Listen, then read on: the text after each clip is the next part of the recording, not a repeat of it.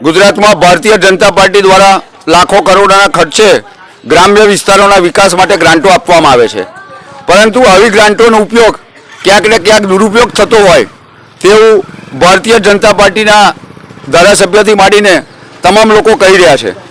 ઠાસરા વિધાનસભા ક્ષેત્ર હેઠળનું કાલસર ગામ અને કાલસર ગામના આ નગરી વિસ્તારમાં આપણે જ્યારે ઊભા છે ત્યારે આજે આ નગરી વિસ્તારથી બોરસદની તરફનો રસ્તો 2020-21માં બની ગયો હોવાનું અને તેની પાછળ 1,35,000 જેવો ખર્ચો પણ કરી નાખ્યો હોવાનું કાલસરના ભૂતપૂર્વ સરપંચ દ્વારા સરકારને જણાવ્યું, પરંતુ સ્થળ ચકાસણી કરતા આવો કોઈ રસ્તો બન્યો ન હોવાનો તેમનો ગંભીર આક્ષેપ છે।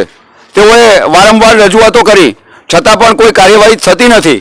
તો આજે સૌથી વધુ વિગતો કાલસરના ભૂતપૂર્વ સરપંચ પાસેથી મેળવીશું। 2023-24માં કાલસર નગરી નવી વિસ્તાર તાલુકા ઠાસરા નગરીમાંથી બોરસદની જવા તરફ રસ્તો તારીખ 1/3/23 સીસી રસ્તો બનાવેલ બતાવી દીધો છે, પણ અત્યારે હાલમાં કોઈ રસ્તો બનાવેલ છે નથી ને ગ્રાન્ટ રાખીને આખી વહીવટદારશ્રી અને તલાટી મંત્રી બંને ખાઈ ગયા છે।